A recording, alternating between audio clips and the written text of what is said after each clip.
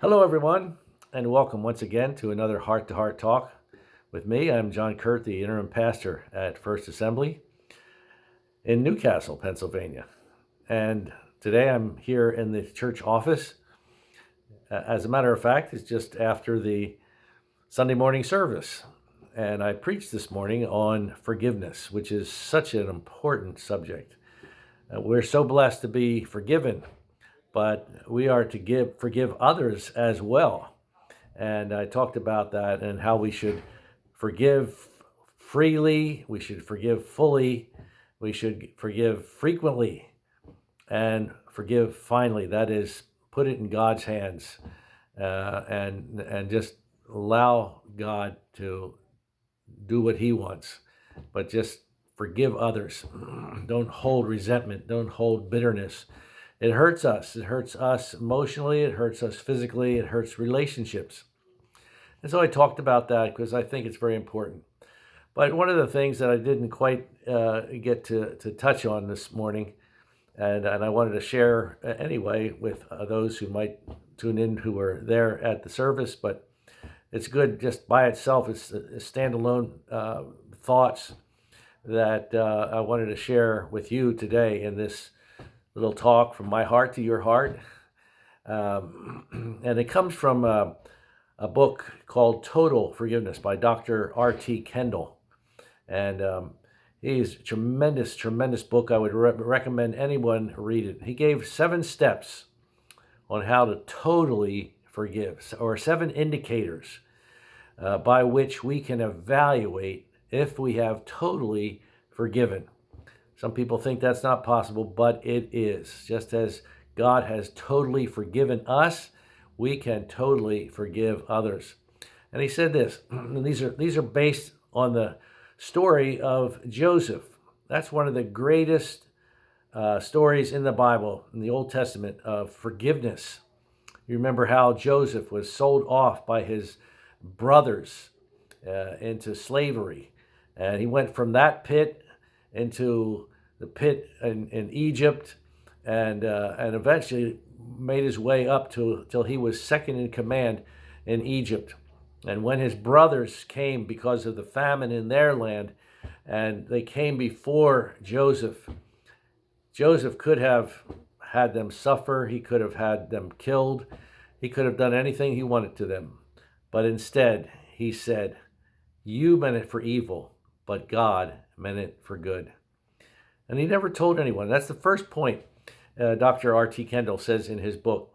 When you really forgive someone, you don't tell anyone what they did. You just forget it and you forgive. And I know there might be some exceptions to this, but in general, um, we need to just totally forgive. That's what Joseph did. He totally forgave his brothers and helped them and brought them back to the land of Egypt, and brought his father back with them. And that's where they dwelled. That's why they were in Egypt for the next 400 years. And so Joseph didn't tell anyone what they did. Second thing is, you won't let them be afraid of you.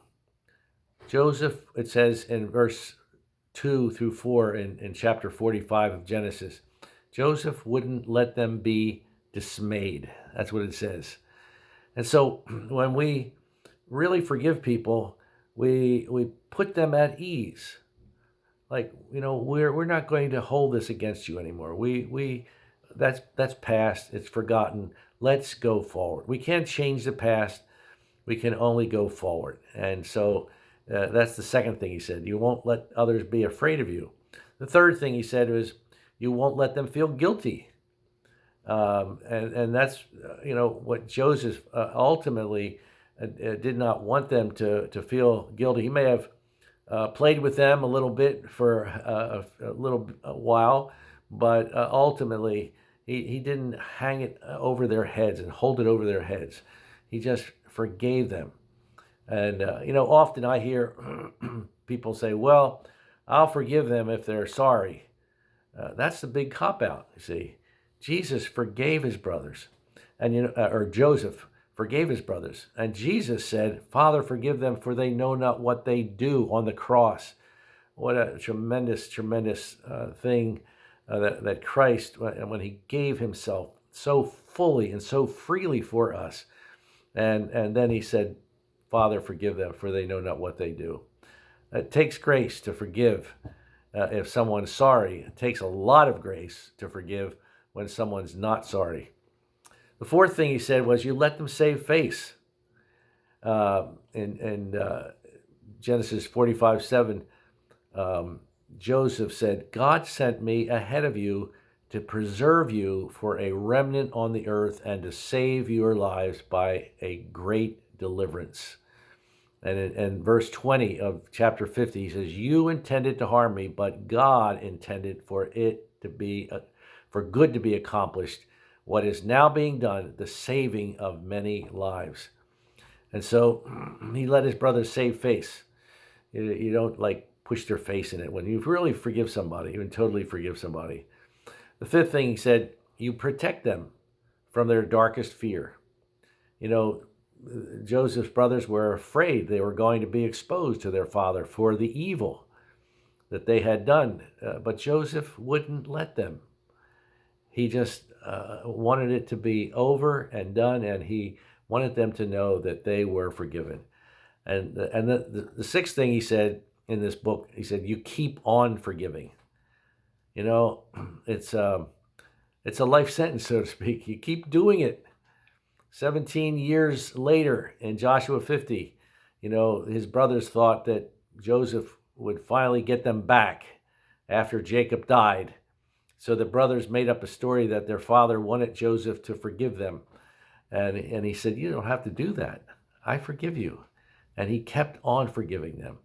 And finally, it's an indication that you've really forgiven them when you can pray for them and pray that God will bless their lives.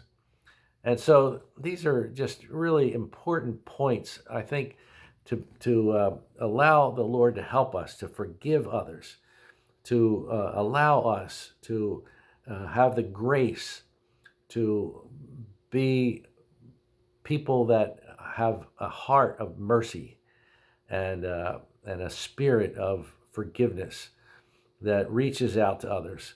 I'm thankful when I have made mistakes and I've sinned and people have forgiven me.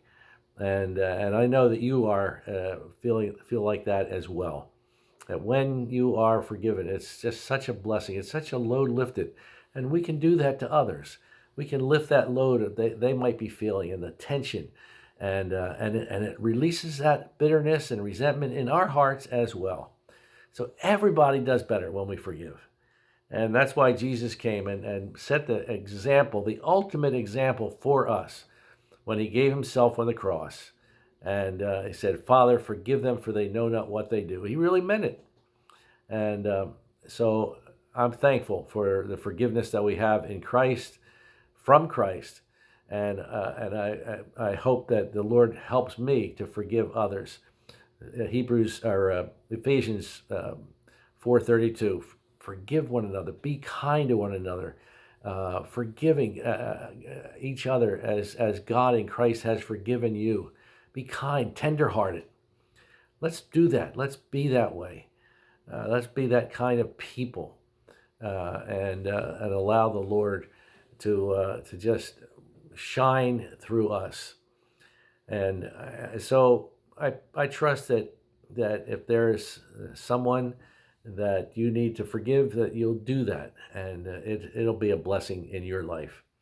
Well, God bless you today. I hope and pray that these words are something that will touch your heart, and if you follow them, I believe that you will really be blessed. Your life will be blessed. So don't forget that book. Try to get that book by R.T. Kendall called Total Forgiveness. Read it. You'll like it. God bless you. Have a great day. Lord willing, we will see you tomorrow.